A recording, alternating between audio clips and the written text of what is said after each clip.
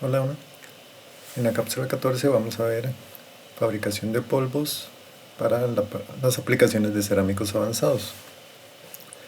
Ya habíamos tenido una cápsula donde hablamos de procesos de molienda, que es un método bastante utilizado para procesar polvos de cerámicos tradicionales, pero vamos a complementar los procesos con algunos otros métodos que ya mencionamos previamente. Recordemos la tabla que nos ofrece el libro de referencia, el Carter Ceramic Materials, donde nos dice que las características deseables de un polvo para cerámicos avanzados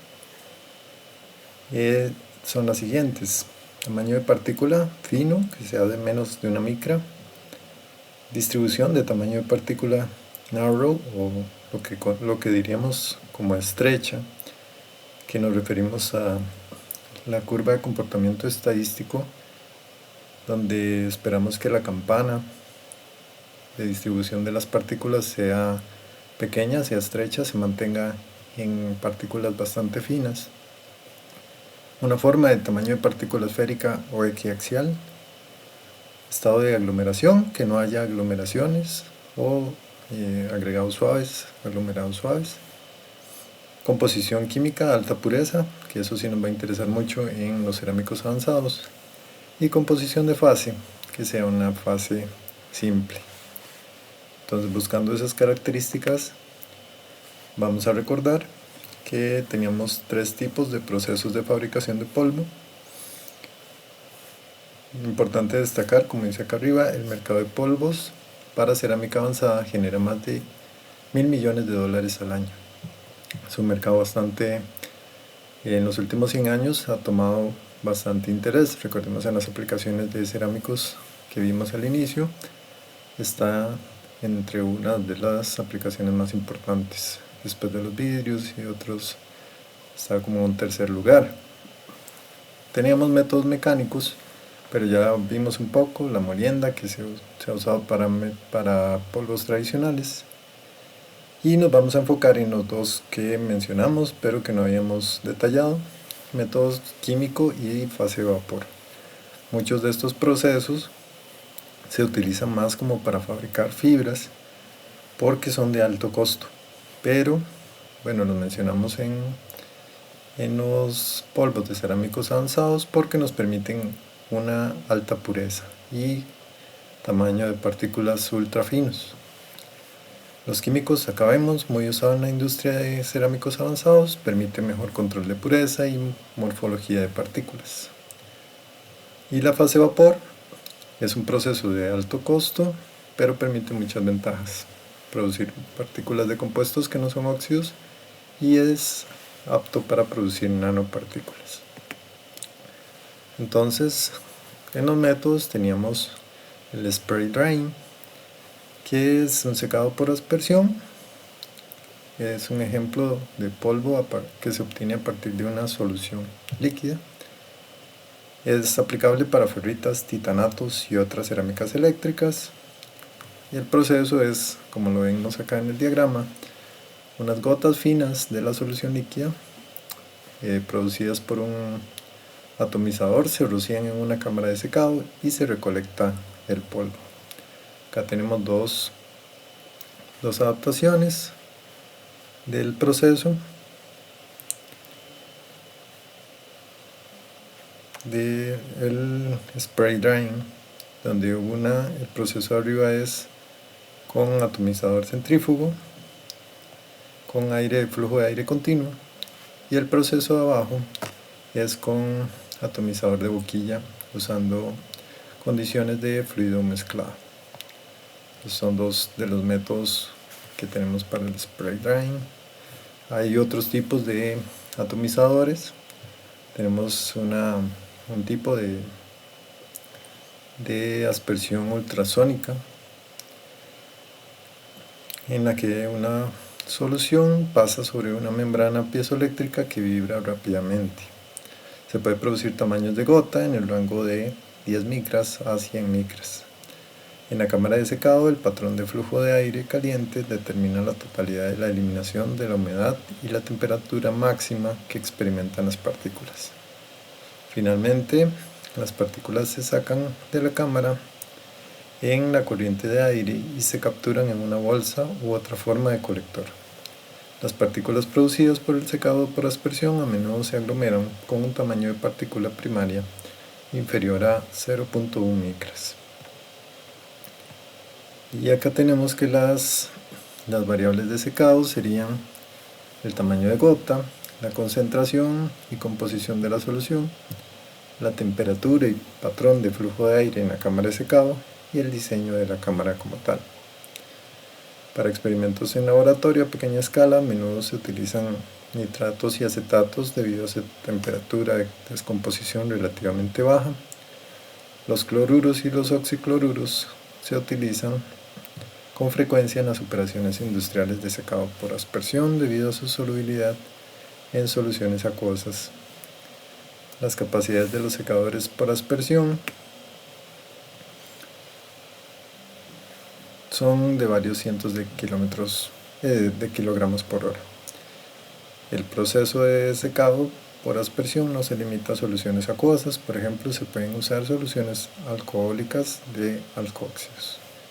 Entonces acá podemos ver, en laboratorio a veces se utilizan nitrato y acetato como medios y a nivel industrial cloruros y oxicloruros. Se pueden usar soluciones acuosas, que es lo más común, y soluciones con alcóxido, para una capacidad de cientos de kilogramos por hora. Las etapas generales de proceso: haríamos la solución, un medio de vapor, una difusión de vapor, transferencia de calor, una solución y un precipitado, y de ahí vamos a secar, descomponer, sinterizar para tener el sólido. Una característica de las reacciones de descomposición es que a menudo resultan de la producción de partículas extremadamente finas, que es lo que decíamos, porque se usan estos métodos para producir polvos. Otro método se llama polvos por sol-gel. Este tiene un alto costo, permite unas partículas con alta superficie de área superficial, permite la sinterización a una densidad casi completa en muchas temperaturas más bajas. En la mayoría de los procesos sol-gel, los reactivos son soluciones de compuestos alcoximetálicos. Los alcóxidos resultan de la reacción de metales con alcoholes, como podemos ver acá. Y el método, como su nombre más o menos lo dice, soluciones con alcoxi que permiten formar gel y después de ahí extraer los polvos. Se aplica mejor en la formación de películas y fibras, pero el tema se discute en estos capítulos porque permite la sinterización a una densidad casi completa en temperaturas más bajas que normalmente las que requieren cuando las partículas han sido hechas por otros métodos. Para hacer polvos de óxido de metal a partir de estos precursores organometálicos, partimos de una solución, que sería un sol, de alcoxio metálico en alcohol. El alcohol suele ser el mismo que se usó para la formación del alcóxido, se agrega agua a la solución del alcohol. Dos reacciones ocurren, siendo hidrólisis y condensación. Acá vemos las etapas del proceso: precursores más solvente, la formación del sol, las estructuras coloidales, poros con una estructura de poros conectados, y tenemos tres divisiones: con secado supercrítico, secado térmico y secado a temperaturas bajas de criogel, aerogel, cerogel y criogel, para llegar a productos finales. Cuando se forma el gel puede contener solo alrededor de 5% en volumen del óxido. El gel seco se calcina para convertir completamente a óxido. Polvos producidos por el método sol-gel son amorfos, se requiere un paso de cristalización para producir cuerpos cristalinos que a menudo se realiza después del sinterizado. Otro método que tenemos son los polvos por precipitación. Acá, para provocar la precipitación es necesario producir una solución sobresaturada. Esto lo hacemos mediante cambiar el pH o la temperatura. Entonces, un ejemplo es la obtención de hidroxiapatita por precipitación. Acá vemos igual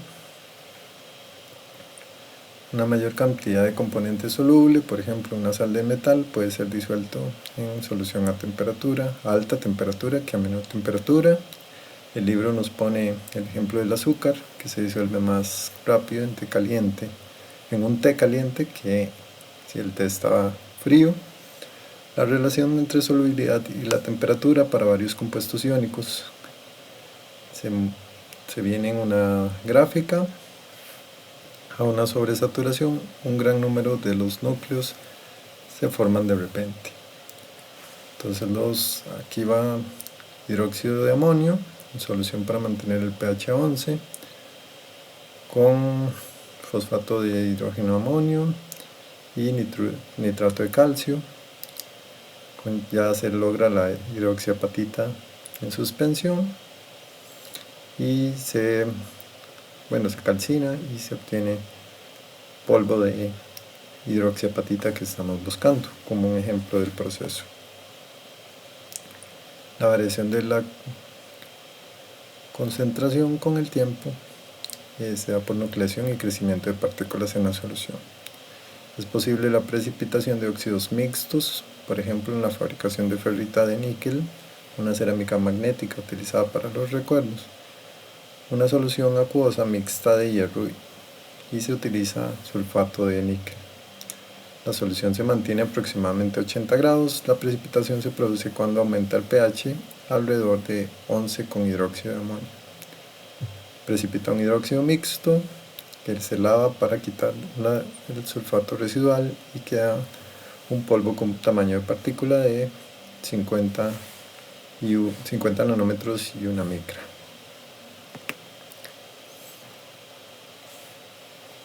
Acá están las gráficas mencionadas de la solubilidad con respecto a la temperatura, cómo van variando, y decíamos que la temperatura, obviamente, como cualquier solución, le va a ayudar a que más cantidad del soluto sea disuelto.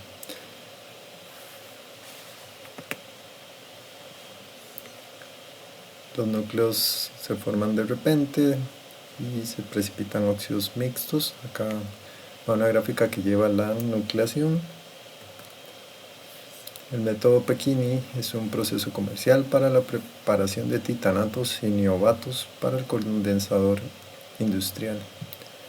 Acá vemos el proceso: etilenglicol con embotóxido de titanio y ácido cítrico, 100 grados con agitación, se hace una solución de titanio para camino de obtener el titanato en atmósferas de agua y ácido nítrico.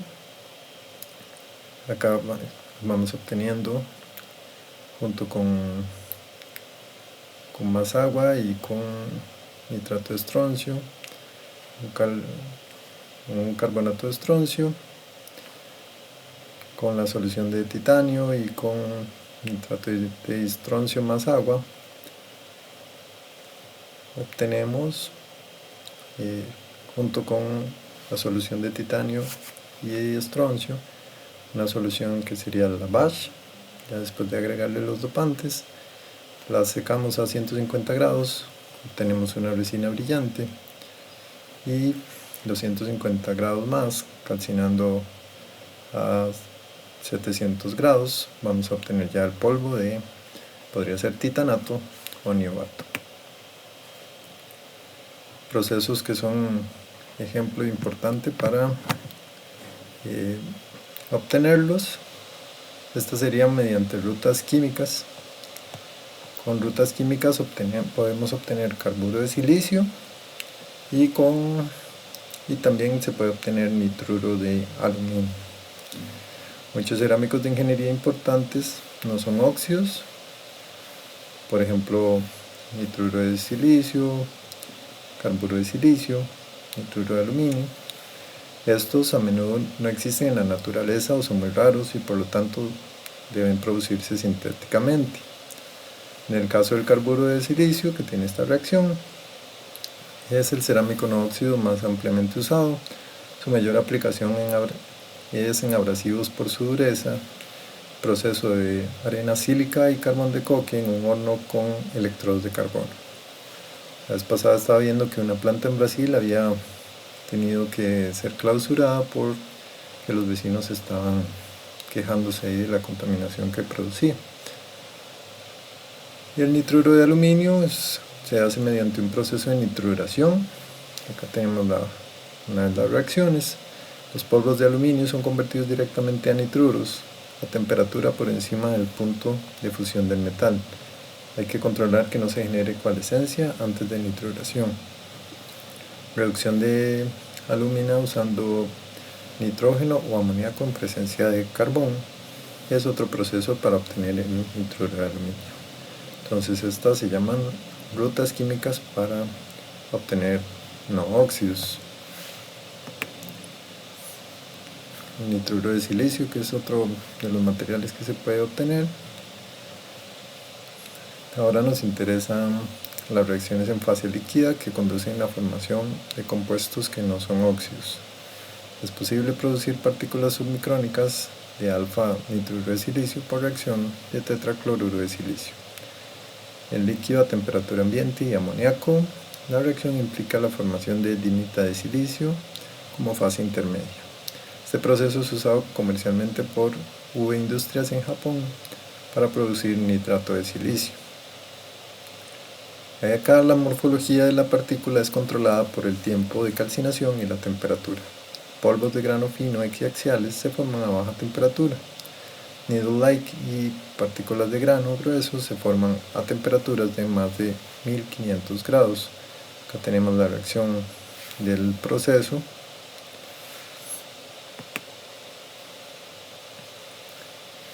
Y por otro lado, tendríamos los procesos de producción por reacciones de vapor. En estos son relativamente caros, pero hay buenas razones para usarlos para preparar polvos, especialmente cuando queremos alta pureza, partículas discretas y sin agregados, nanopartículas con distribuciones de tamaño estrecho, como dijimos, y versatilidad en la producción de polvos de óxidos y de compuestos que no son óxidos. Uno de los métodos sería un método a través de gas condensación, donde el material es evaporado de las dos fuentes y condensa en fase gaseosa. El condensado es transportado por convección hacia el depósito de nitrógeno líquido y se recoge mediante un embudo. Acá podemos ver cómo ingresa y los recursos de evaporación hasta que sale al embudo de donde lo recogen. El otro método típico es el reactor de plasma. Acá se usan reactivos gaseosos en plasma en atmósferas puede ser de argón. El reactor de plasma va a tener su electrodo, su entrada al gas, se va a formar el plasma cerca del sustrato y sobre otro electrodo, y ya vamos a obtener mediante vacío el polvo que buscamos.